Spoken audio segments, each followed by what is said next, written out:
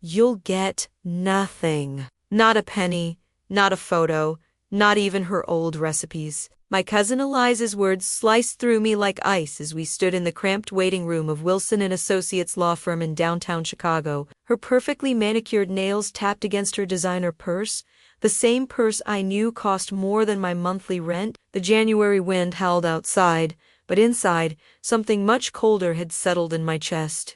My name is Rebecca Mitchell, 34, born and raised in Chicago's South Side. Until last Tuesday, I thought I understood grief. I thought I understood loss, but nothing prepared me for losing Grandma Eleanor twice, first to death, then to betrayal. The will is clear. Rebecca, Eliza continued, her voice dripping with a sweetness that never reached her eyes. Grandma wanted me to have the house, the accounts, everything. She knew I'd take proper care of it all. I stared at the worn carpet beneath my feet, counting the faded blue diamonds in the pattern to keep from crying. My hands trembled as I clutched my tattered leather bag, the one Grandma had given me for my college graduation. But she promised, ... The words caught in my throat like thorns. 3 days ago, we buried Grandma Eleanor in the cemetery beside Grandpa Jack, under a maple tree that would bloom red in spring.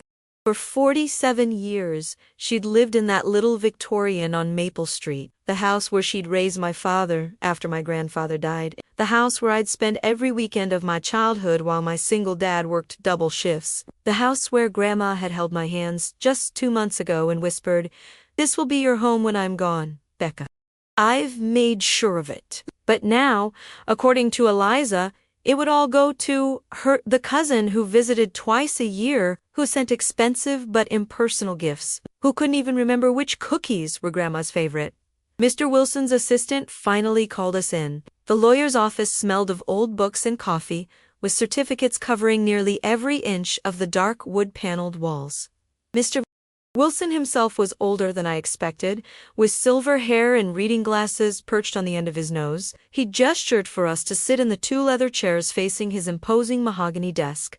"Ladies, thank you for coming today." His voice was deep, authoritative. "I understand this is a difficult time, but we need to address the matter of Eleanor Mitchell's last will and testament." Eliza straightened her silk blouse and flashed a confident smile. "We understand, Mr. Wilson. I've already explained to Rebecca that our grandmother left everything to me. I have a copy of the will here." She reached into her bag and produced a document with Grandma's familiar signature at the bottom. I felt my world imploding. How could Grandma do this? After all our conversations, all her promises, my throat tightened as memories flooded back, helping Grandma with her garden every spring, listening to stories about Grandpa as we baked together. The nights I'd spent caring for her after her hip surgery last year while Eliza was too busy with her corporate job in New York. Mr. Wilson accepted the document from Eliza, studied it briefly, then looked up at her with an unreadable expression. "Miss Bryant, where did you obtain this document?" Eliza blinked, her smile faltering slightly. "From Grandma's desk after the funeral. She told me months ago that's where she kept her important papers." Mr. Wilson removed his glasses, polishing them slowly with a handkerchief. The silence in the room felt heavy, oppressive. I could hear my own heartbeat pounding in my ears. "I see." He replaced his glasses and leaned forward, folding his hands on the desk. Miss Bryant, I'm afraid I have to inform you that this document..." He paused, his eyes shifting between us. "This document is not legal." Eliza's perfect posture stiffened. "Excuse me? This appears to be an early draft, not the final executed will. Moreover, it lacks proper witnesses and notarization." He opened a drawer and pulled out another folder. "I have here the actual legal will of Eleanor Mitchell, executed in my office 3 months ago, with myself and my assistant as witnesses, properly notarized and filed with the court." My heart stopped. I couldn't breathe as Mr. Wilson opened the folder. "According to the legal will, while there are several specific bequests to various parties, including yourself, Ms. Bryant," he looked directly at Eliza, whose face had drained of color, "the majority of Eleanor Mitchell's estate, including the house on Maple Street, her primary financial accounts, and personal effects, are bequeathed to her granddaughter, Rebecca Mitchell." The room spun around me. I gripped the arms of my chair, certain I had misheard. "That's impossible!" Eliza snapped, her voice rising. "Grandma promised me." "Miss Bryant," Mr. Wilson interrupted firmly, "I personally discussed these matters at length with Mrs. Mitchell. She was of sound mind and quite clear about her intentions." He slid the document across the desk. "You're welcome to review the will. It's been properly executed and filed. There's also a personal letter she asked me to give to each of you." Eliza snatched the document, her hands trembling with rage as she flipped through the pages. I could see her scanning frantically, looking for something, anything that would prove Mr. Wilson wrong. I sat frozen, unable to process what was happening. Grandma hadn't betrayed me after all. She had kept her promise. The relief that flooded through me was quickly followed by confusion. Why would Eliza lie? Why would she show me a false will? Mr. Wilson handed me a sealed envelope with my name written in Grandma's shaky handwriting. The sight of it, those familiar loops and curves, made my eyes well with tears. "This is ridiculous," Eliza hissed, throwing the will back onto the desk. "I'll contest this. Grandma wasn't in her right mind. Rebecca manipulated her. Spent all that time with her when she was vulnerable." "Ms. Bryant," Mr. Wilson cut in, his tone sharp now. Mrs. Mitchell anticipated this reaction. She documented her decisions extensively, including video recordings of our meetings. "I strongly advise against pursuing litigation that would only deplete the estate's assets." Eliza's face contorted with fury. She stood abruptly, grabbing her purse. "You haven't heard the last of this," she spat, then turned to me, her eyes cold as steel. "You think you've won, Rebecca? You have no idea what you're up against." She stormed out, slamming the door behind her. The silence that followed felt deafening. My fingers trembled as they traced Grandma's handwriting on the envelope. "Take your time, Miss Mitchell," Mr. Wilson said gently, rising from his chair. "I'll give you a moment alone." After I left, I carefully opened the envelope and unfolded the letter inside. "My dearest Becca, if you're reading this, then I've moved on to be with your grandpa, and Mr. Wilson has explained everything. I'm sorry for any confusion or pain this might have caused. I knew Eliza might try something like this. She's been pressuring me to change my will for months. You were always the one who truly cared, not just about the house or what I could give you, but about me. The way you'd sit and listen to my old stories, how you remembered which flowers I loved in the garden, how you'd bring me tea just the way I like it without my having to ask. The house is yours now, along with everything else. Make it a home, fill it with love, like I tried to do. There's more to tell you, things I discovered about Eliza and some family matters, but that's for another letter you'll find in my dresser, bottom drawer under the blue sweater. I love you, my sweet girl. I always have, and somehow I always will. Grandma!" Tears streamed down my face as I clutched the letter to my chest. Outside the window, snow had begun to fall, covering Chicago in a blanket of white. I thought about the house on Maple Street, my house now, and the blue sweater in Grandma's dresser. What else had she discovered? What had Eliza done? As Mr. Wilson knocked gently before re-entering, I realized this wasn't over. The letter in the dresser, Eliza's threats, the secrets still waiting to be uncovered, this was just the beginning. The key to Grandma Eleanor's house fell impossibly heavy in my hand as I stood on the porch the next morning. Frost had created delicate patterns on the stained glass, panels of the front door, the same door I'd walked through thousands of times before. But today was different. Today, I was entering my house. "You can do this, Becca," I whispered to myself. My breath visible in the cold February air, I pushed the door open, and the familiar scent of lemon polish and cinnamon washed over me. For a moment, I half expected to hear Grandma call out from the kitchen, asking if I wanted tea. The silence that greeted me instead was a physical ache. The house was exactly as she'd left it, crocheted afghans draped over the sofa, faded photographs lining the hallway, her reading glasses still perched on the side table next to her favorite armchair. I ran my fingers along the banister as I climbed the stairs to her bedroom, each creaking step a memory. Grandma's room was bathed in the soft morning light filtering through lace curtains. Her bed was neatly made with the quilt we'd sewn together 5 summers ago. The dresser stood against the far wall, its oak surface polished to a shine. I knelt before it, pulled open the bottom drawer, and found the blue cashmere sweater folded carefully on top. My hands trembled as I lifted it, revealing a thick manila envelope beneath. Inside were dozens of pages, bank statements, emails, photographs, and a handwritten letter. My darling Becca, if you're reading this, you've found what I discovered about Eliza. I didn't want to believe it at first, but the evidence became too overwhelming to ignore. 2 years ago, when I gave Eliza power of attorney to help with my finances after my hip surgery, I trusted her completely. She was family, after all. But last summer, when you helped me organize my paperwork, we found those discrepancies in my accounts. Remember how we thought it was just bank errors? It wasn't, sweetheart. Eliza had been systematically transferring money from my accounts to hers. Small amounts at first, then larger sums as she grew bolder. The statements in this envelope show everything. She took nearly $157,000 over 18 months. When I confronted her privately, she broke down and admitted everything. She claimed her investment business was failing, that she was deeply in debt, and that she'd intended to pay it all back. She begged me not to tell anyone, especially you. She promised to return the money. I agreed to keep it between us, not to protect her, but to give her a chance to make it right. I changed my power of attorney immediately, making you and Mr. Wilson co-agents instead. That's when Eliza started pressuring me about the will, visiting more often, bringing expensive gifts, telling me how she'd take care of the house better than you ever could. There's more, Becca. The photos in this envelope show Eliza removing items from the house when she thought I was napping, your mother's jewelry that I was saving for you, your grandfather's pocket watch, even some of my silver. The list I've included details everything I know she took.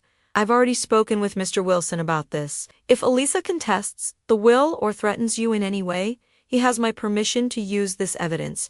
I didn't want to report her to the police. She's still family, despite everything. But I won't let her take advantage of you the way she did me. Be careful, my dear one. Eliza is desperate and clever. She won't give up easily, oh my love. Grandma, I sat on the floor of Grandma's bedroom, surrounded by evidence of my cousin's betrayal, trying to process what I'd just learned.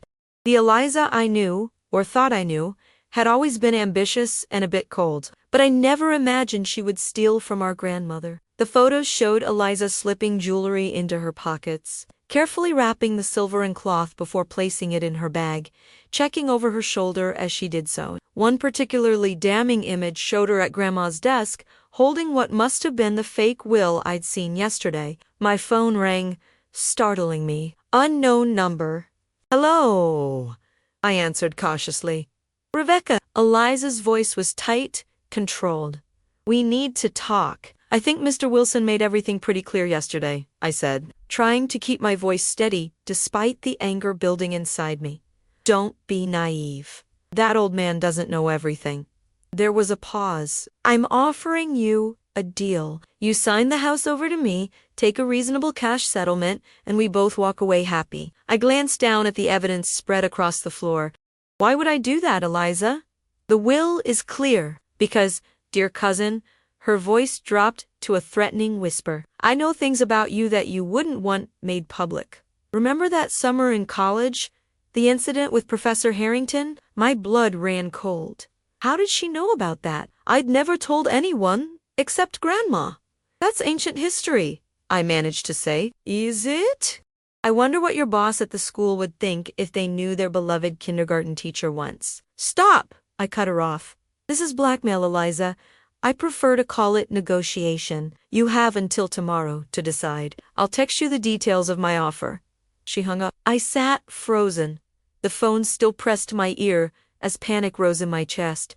The incident with Professor Harrington had been a misunderstanding. He'd made advances. I'd rejected him, and he'd threatened to fail me unless I reconsidered. When I reported him, he claimed I'd offered to sleep with him for a better grade. The university had eventually sided with me, but not before weeks of humiliating interviews and whispered rumors. If that story resurfaced now, twisted by Eliza's skilled manipulation, the doorbell rang, jolting me back to the present. I quickly gathered the documents, shoving them back into the envelope, and headed downstairs. Through the stained glass, I could make out the silhouette of a man. For a terrifying moment, I thought Eliza might have sent someone to intimidate me further. I approached cautiously, peering through the peephole. Standing on the porch was a man about my age, tall, with dark hair dusted with snowflakes. He wore a worn leather jacket and carried a small wooden box. Something about him seemed vaguely familiar. "Can I help you?" I called through the door. "Rebecca Meachal." His voice was deep, hesitant. "My name's Daniel Reeves. I was a friend of your grandmother's. I have something she wanted me to give you." I opened the door a crack. Chain still latched. "How did you know, Eleanor?" His eyes, a warm hazel, crinkled slightly at the corners as he smiled. "I've been doing repair work on this house for the past 3 years. Started with fixing the porch steps, ended up helping with pretty much everything that broke. Your grandmother was—" He paused, looking down at the box in his hands. "She was special. Kind in a way people rarely are anymore." The name clicked then. "You're Danny the handyman. Grandma mentioned you in her letters." He nodded. "She talked about you all the time. Proudest grandmother I ever met." He held out the box. "She gave me this about a month ago. Made me promise I'd bring it to you after she was gone. Said it was important you got it right away." I closed the door to unlatch the chain, then opened it fully. Up close, I could see the grief in his eyes, genuine sadness for my grandmother that matched my own. I accepted the box, surprisingly heavy for its size. "Would you like to come in for coffee?" I found myself asking. "It's freezing out there." Daniel stamped snow from his boots and stepped inside, looking around with a fond familiarity that spoke of many hours spent in this house. "Eleanor always made me tea with honey," he said softly. Said coffee would keep an active mind like mine up all night. I smiled despite everything, hearing Grandma's voice in his words. "I think I can manage tea." In the kitchen, as the kettle boiled, I examined the box. It was handcrafted from cherry wood, with intricate carvings along the edges, roses and vines that I recognized instantly as Daniel's work. Grandma had shown me the jewelry box he'd made for her birthday last year, praised his craftsmanship. "Did you make this?" I asked, running my fingers over the polished surface. Donio nodded, pouring hot water into the mugs I'd set out. "Eleanor commissioned it specifically. Paid me extra to rush it, which wasn't like her. She was usually so practical about money." Inside the box was a smaller envelope, another letter, and beneath it I guessed my mother's sapphire necklace, the one I'd thought lost years ago. The one that appeared in Eliza's hands in one of the photographs upstairs. "Is everything okay?" Daniel asked, concern etching his features. I'm not sure." I carefully set the necklace aside and opened the letter. "Becca! If Danny has brought you this box, then you've already found my first letter and know about Eliza's betrayal. I'm sorry to burden you with all this, but you deserve the truth. The necklace enclosed was your mother's, as you know. Eliza took it last Thanksgiving, but when I confronted her, she returned it, claiming she had only borrowed it to have it cleaned as a surprise for me. I pretended to believe her, but kept it hidden afterward, along with the most valuable family pieces. Danny helped me install a small safe behind the loose brick in the living room. Fireplace, the one your grandfather always joked was his secret compartment. The combination is your birthday, month, day, year. Inside, you'll find everything Alyssa didn't manage to take, including some things I've been saving for you. There's something else you should know. After I discovered what Eliza had done, I spoke with her parents, your uncle, Robert, and Aunt Judith. They weren't surprised, Becca. Apparently, Eliza has done similar things before. They've been covering for her for years, paying off debts, smoothing over misunderstandings with friends and colleagues. They begged me not to go to the police, promised they would make her get help. I don't think she ever did get that help.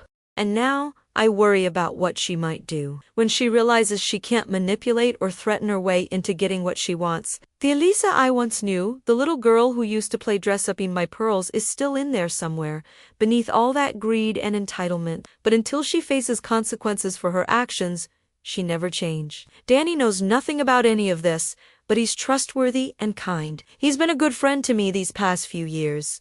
The kind of friend who shows up with soup when you're sick and fixes things without being asked. The world needs more people like him. All my love, Grandma. I folded the letter carefully, acutely aware of Daniel sitting across from me, patiently sipping his tea. The weight of everything I'd learned in the past 24 hours pressed down on me. Eliza's theft, her blackmail attempt, the family who'd enabled her behavior for years. It was overwhelming. "Your grandmother was worried about you," Daniel said suddenly, breaking the silence. "These last few months, she kept saying she needed to put things in order before it was too late. I thought it was just the kind of thing elderly people say, but..." He hesitated. "The last time I saw her, she made me promise that if you ever needed help, I'd be there." I didn't understand why then, but I promised her anyway. I looked up at him. This stranger, who wasn't really a stranger, who had known and cared for my grandmother when I couldn't be there. "I think I'm going to need that help," I admitted, my voice barely above a whisper. "Things are complicated." "I've got time," he said simply, refilling my tea. "And I'm pretty good at complicated." As the snow continued to fall outside, I found myself telling Daniel everything about the fake will, the stolen money, Eliza's blackmail attempt. With each revelation, a little of the crushing weight lifted from my shoulders. By the time I finished, the kitchen had grown dark, and Daniel's face was illuminated only by the light above the stove. "You need to take this to the police," he said finally.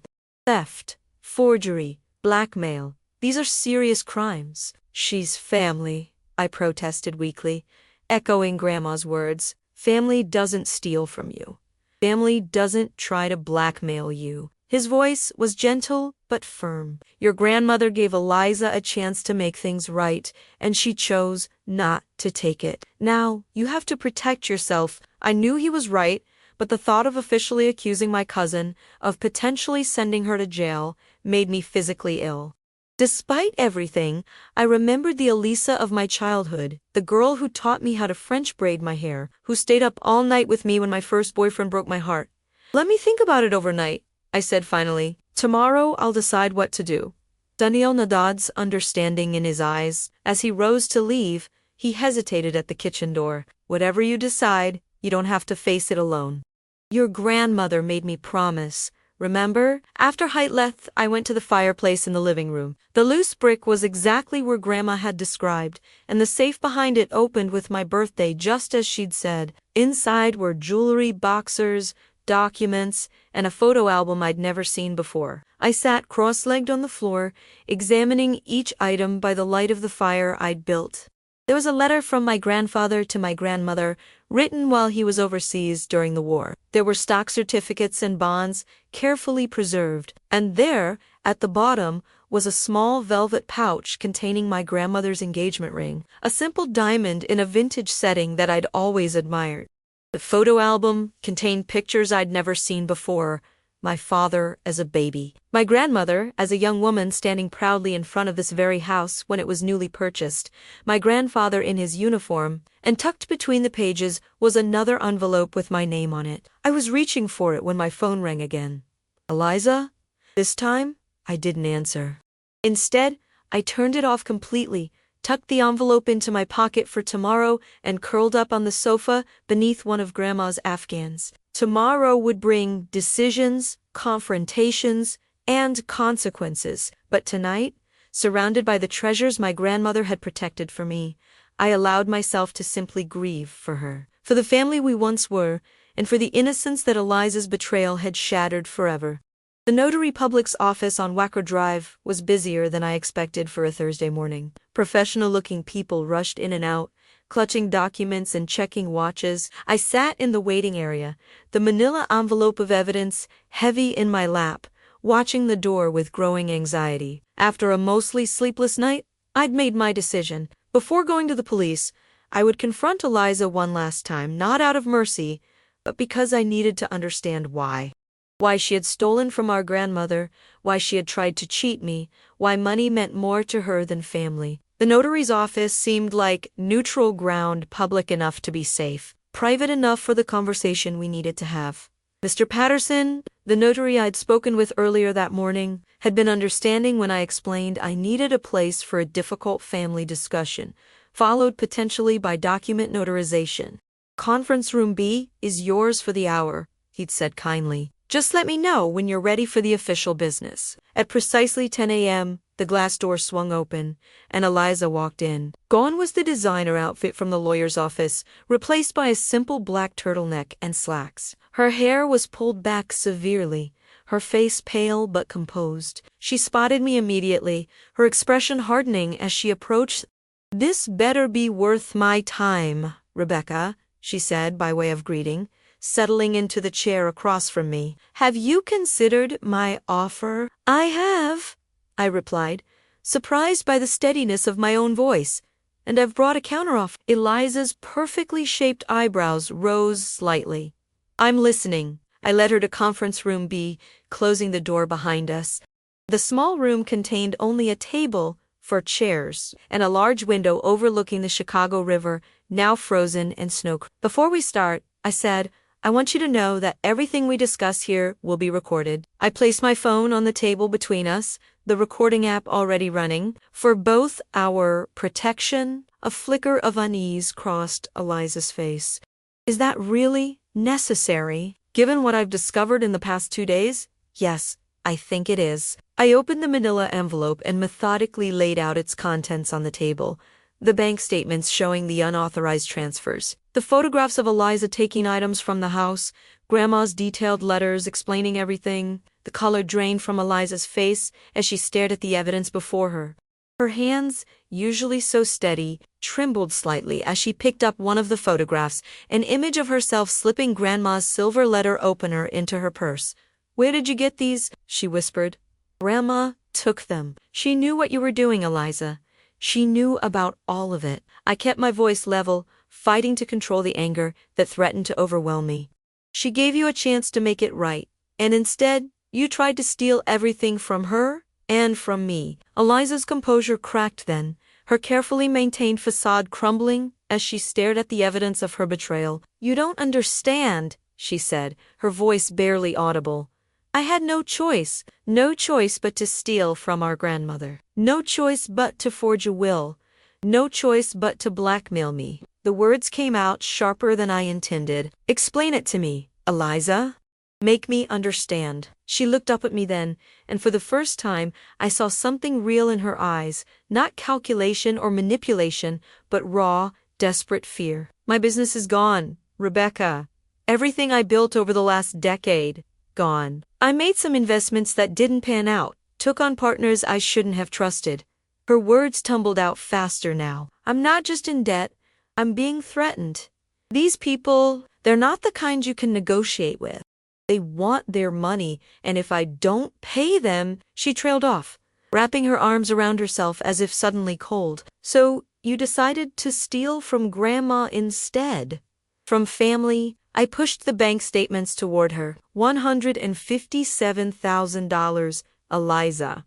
That wasn't desperation. That was systematic theft. "I was going to pay it back," she insisted, a note of pleading entering her voice. "Once I got back on my feet, I was going to return every penny. Grandma was never supposed to find out. No one was. But she did find out. And instead of facing consequences, you convinced her to keep it quiet. Then you tried to manipulate her into changing her will." I couldn't keep the disgust from my voice. "And when that didn't work, you forged one." Eliza's shoulders slumped in defeat. "What do you want from me, Rebecca?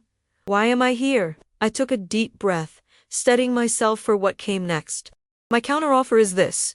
You sign a confession admitting to the theft, forgery, and attempted blackmail. You agree to repayment terms for the money you stole. In return, I won't press criminal charges." Her head snapped up, eyes wide with disbelief. "You'd do that? After everything?" "Not for you," I said honestly. "For Grandma. She didn't want to see you go to jail, despite what you did.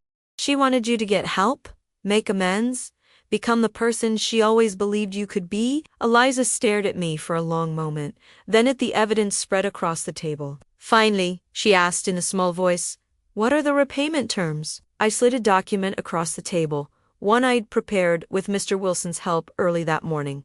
5 years, monthly payments. No interest if you stay on schedule. You'll also return everything you took from the house, the jewelry, the silver, everything on this inventory list. And if I refuse, Then we walk across the hall to Mr. Patterson's office, and I have these documents notarized. Then we go straight to the police station, 6 blocks from here, where I file charges for grand theft, forgery, and blackmail. The silence that followed was thick with tension. Outside the window, snow had begun to fall again, fat flakes swirling in the wind off the river. Finally, Eliza reached for the confession document, scanning it slowly. "You're more like her than I ever was," she said quietly. "Grandma, she had this same quality, this righteousness that somehow never tipped over into cruelty." She looked up at me. "I always envied that about both of you." I hadn't expected this vulnerability from her, this glimpse beneath the calculating exterior. For a brief moment, I saw the cousin I'd once admired, the confident, ambitious girl who seemed to have everything figured out. "What happened to you, Eliza?" I asked softly. "We used to be friends," she laughed, a hollow sound devoid of humor. "Life happened, pressure happened. I made my first million at 28, you know. Featured in Forbes 30 under 30. Everyone expected greatness from me, my parents, my colleagues, myself. When things started to go wrong, I couldn't admit it, couldn't show weakness." She shook her head. "One compromise led to another, and then another, until I couldn't recognize myself anymore." "It's not too late to change course," I said, surprising myself with how much I wanted to believe it. "Sign the agreement. Make things right. Get the help you need." Eliza stared at the document for what seemed like an eternity. Then, with a resigned sigh, she reached for my pen.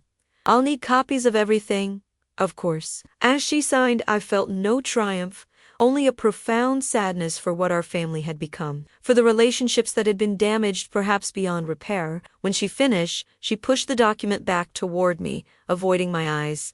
"I'll have the jewelry and other items delivered to the house by the end of the week," she said formally, as if we were concluding a business transaction. "The first payment will be made on the 1st of next month, as specified." I nodded, gathering the evidence and returning it to the envelope. "I'll have Mr. Wilson draw up the official repayment contract. We'll both sign it with witnesses present." Eliza stood, smoothing her slacks with trembling hands. "Is that all? Then just one more thing?" I reached into my bag and pulled out a smaller envelope, the one I'd found in Grandma's photo album the night before. "Grandma wanted you to have this. I haven't opened it." Eliza accepted the envelope with visible surprise, turning it over in her hands. Her name was written on the front in Grandma's distinctive handwriting. "Read it," I said. "Please." Hesitantly, she opened the envelope and unfolded the letter inside. As she read, tears welled in her eyes, spilling silently down her cheeks. When she finished, she pressed the letter to her chest, her composure finally breaking completely as she began to sob. I moved around the table and, after a moment's hesitation, put my arm around her shoulders. We stayed that way for several minutes, two broken pieces of a family trying to find a way forward through pain and betrayal. "She knew," Eliza whispered eventually, her voice thick with tears. "She knew everything, and she still loved me." "How is that possible?" "That's who she was," I said simply. "That's what family is supposed to be." Eliza wiped her eyes, carefully refolding the letter. "I don't deserve forgiveness." "Maybe not," I agreed, "but Grandma offered it anyway, and now you have a choice about what to do with it." As we left the notary's office together, the snow had intensified, blanketing the city in white. We stood awkwardly on the sidewalk, decades of shared history between us, now altered irrevocably by recent events. "What will you do now?" I asked. Eliza looked down at the letter in her hands, then up at the swirling snow. "Get help, like Grandma wanted. Try to fix what I've broken." She hesitated. "The people I owe money to? They won't wait 5 years. How much do you need to keep them at bay while you sort things out?" She named a figure that made my stomach clench.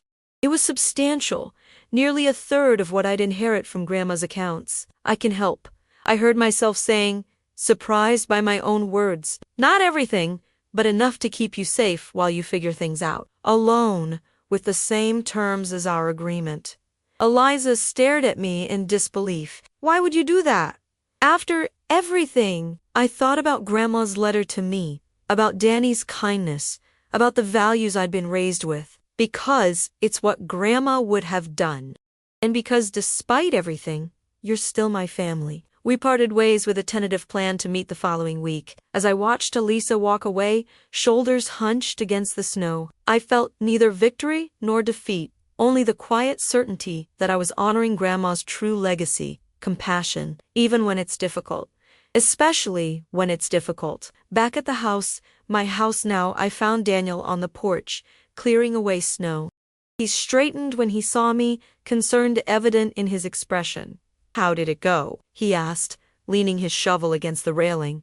"Better than I expected," I admitted, "and worse." Over tea in Grandma's kitchen, I told him everything about Eliza's confession, her tears, my decision to help her despite everything. He listened without judgment, his steady presence, a comfort I hadn't realized how much I needed. "Your grandmother would be proud," he said finally, reaching across the table to cover my hand with his own. "Not everyone could find that kind of grace." "I don't know if it's grace or foolishness," I confessed. "Part of me is still so angry with her." "Both can be true at once," he said weakly. "The question is, where you go from here." As evening settled over the house, we sat together in comfortable silence, the weight of the past few days slowly lifting from my shoulders. Whatever came next, the legal complexities, rebuilding trust with Eliza, making this house truly my own, I wouldn't have to face it alone. In Grandma's last letter to me, tucked beneath her will and all the painful evidence, had been her final words of advice. "The true measure of inheritance isn't what's written in a legal document, Becca.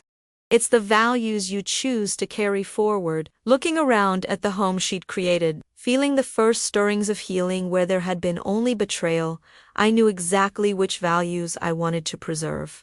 6 months can change everything. As spring melted into summer, as summer blazed into fall, Grandma's house gradually became mine. The garden bloomed with her favorite roses, but now alongside vegetables I'd planted myself. The creaky step on the porch was fixed, Daniel's handiwork. The walls, once covered solely with faded family photos, now featured my own art as well. Today marked exactly 6 months since the day at the notary's office. 6 months since Eliza had broken down, since I'd offered both consequences and help. 6 months of cautious rebuilding. The dining room table, Grandma's cherished mahogany heirloom, was set for sunlight streaming through freshly washed windows, catching on the silver that had been returned, piece by piece, over the past months. I smoothed the tablecloth nervously, rearranging a fork that didn't need "They'll be here any minute," Daniel said, coming up behind me and wrapping his arms around my waist. His presence in this house had grown from occasional visitor to permanent fixture, first as a friend, then something more. "Are you sure you're ready for this?" "No," I admitted, leaning back against him. "But it's time." The doorbell rang precisely at noon. I took a deep breath, squeezed Daniel's hand for courage, and went to answer it. Eliza stood on the porch, looking both familiar and strange. Gone was the sleek corporate armor she'd once worn like a second skin. Her hair was shorter now, her face free of makeup, her clothes simple but elegant. Beside her stood a tall man with kind eyes and a gentle smile. Thomas, her therapist-turned-partner, whom I'd met briefly twice before. "These are for you," Eliza said, holding out a small potted plant, lavender, Grandma's favorite, "from my garden. I thought maybe you could find a place for it here." I accepted the gift, the symbolism not lost on me. "It's perfect for the spot near the kitchen window," I said, stepping back to let them in. "Come in, both of you." Lunch was awkward at first, conversations stilted as we navigated this new terrain. But gradually, as Daniel shared stories of his latest woodworking projects and Thomas discussed the community garden he'd started, the tension began to ease. By dessert, Grandma's apple pie recipe that I'd finally mastered. We were reminiscing about childhood summers spent in this very house. "Remember when Grandma caught us trying to make perfume from her roses?" Eliza asked, laughing softly. "She was so mad about the petals, but then she showed us how to do it properly, with the cheesecloth in the glass jars." I nodded, the memory washing over me. It smelled terrible, but she kept it on her dresser anyway. "She always saw the intention behind our mistakes," Eliza said quietly, her eyes meeting mine across the table. I wish I'd understood how rare that was. After lunch, while Daniel and Thomas cleared the dishes, Eliza and I walked through the garden. The October air was crisp, leaves crunching beneath our feet as we followed the stone path Grandma had laid decades ago. "The house looks good," Eliza said, glancing back at the freshly painted trim, the new curtains visible through the windows. "Different, but still the same somehow." "That's what I was hoping for," I admitted, "to honor what was here while making room for what's new." We stopped at the old maple tree where Grandma's bird feeder still hung, now accompanied by a small wind chime I'd added. For a moment, we stood in silence, watching chickadees flit back and forth. "I've kept my promise," Eliza said finally. 6 months of payments, on time. All the items returned. Weekly therapy. She hesitated. "I know it doesn't erase what happened, but I want you to know I'm committed to making things right. I've seen that," I acknowledged, "the money you borrowed from me for your situation. You didn't have to pay it back so quickly." She shook her head. "Here's I did. For me, as much as for you." She turned to face me fully. "I've been sober for 5 months now. Did I tell you that? Alcohol, pills, they were part of the problem. Not an excuse. Just ... context. Thomas mentioned it last time. I'm proud of you, Eliza. I'm learning to be proud of myself," she said, vulnerability evident in her voice. "It's harder than I expected." We continued walking, the conversation flowing more easily now. She told me about the small accounting practice she'd started, helping elderly clients manage their finances and protect themselves from scams. I shared my plans to convert Grandma's sewing room into a proper art studio, to finally pursue the painting I'd abandoned years ago for a more practical career. As we rounded the corner of the house, Eliza stopped suddenly. "I have something else for you," she said, reaching into her pocket. "Something I should have returned months ago, but I was too ashamed." She held out her hand, opening her palm to reveal a small gold locket, my mother's, the one Grandma had given me on my 16th birthday, the one I'd thought lost during the move after college. "I took it the Christmas before Grandma got sick," Eliza confessed, her voice barely above a whisper. "I was jealous. You had all these connections to family history that I somehow never got. My parents were always so focused on the future, on achievement, that our past seemed irrelevant to them." I took the locket, feeling its familiar weight in my hand. Inside were tiny photos of my parents on their wedding day, the mother I barely remembered, the father I'd lost too soon. "You could have just asked me about them," I said softly. "I would have shared the stories." "I know that now." Eliza brushed away a tear. "There's a lot I understand now that I was too blind to see then." From inside the house came the sound of laughter. Daniel and Thomas, now fast friends despite the complicated circumstances that had brought them together, the sound seemed to break something loose in both of us. "Do you think we can ever go back?" Eliza asked, her voice small. "Be family again? I mean, really family." I thought about Grandma's last letters, about the past 6 months of tentative rebuilding, about the anger that had gradually given way to understanding. "I don't think we can go back," I said honestly, "but maybe we can go forward. Build something new that honors what was good about the past without pretending the hard parts didn't happen." Eliza nodded, relief evident in her expression. "I'd like that." As we headed back inside to join the men, I felt Grandma's presence more strongly than I had since her passing. Not as a ghost or a supernatural phenomenon, but as the enduring legacy of values she'd instilled in both of us, however differently they had been. Later that evening, after Eliza and Thomas had left with promises of dinner at their place next month, Daniel and I sat on the porch swing, watching the sun set behind the maple trees. His arm was warm around my shoulders, his presence a comfort I'd come to rely on. "So," he said, breaking our companionable silence, "reconciliation successful?" "I think so," I replied, watching the last golden light fade from the sky. "Not perfect, not complete, but a real beginning." He kissed the top of my head. "Your grandmother would be proud of both of us, I think," I said, realizing as I spoke that I truly believed it. "Eliza's working hard to change." "That takes courage, almost as much courage as it took for you to give her that chance," Daniel observed. "Not everyone would have made the same choice." I thought about the notary's office 6 months ago, about the moment I'd had to decide between justice and mercy, between holding on to hurt and opening the door to healing. "It wasn't just for her," I admitted. It was for me, too. For who I want to be.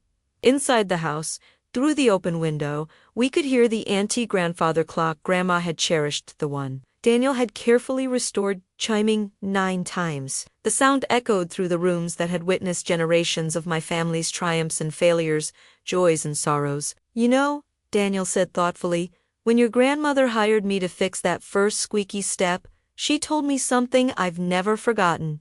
She said, the worth of a house isn't in its walls or its roof, but in the love that fills it and the forgiveness that keeps it standing. That sounds like Grandma, I smiled, tears pricking at my eyes.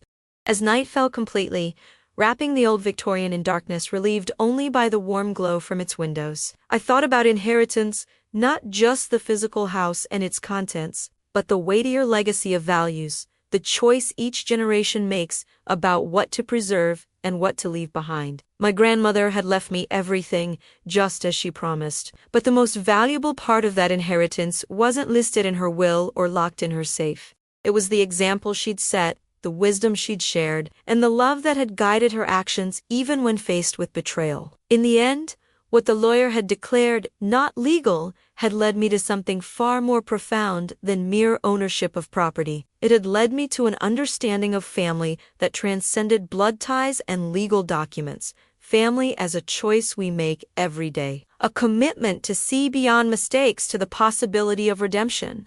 As Daniel and I finally went inside, closing the door on the autumn night, I felt something settle within me, not an ending, but a continuation. The house was mine now, but more importantly, so was the chance to fill it with the same grace that had made it a home when my grandmother lived here. And that, I realized, was the truest inheritance of all.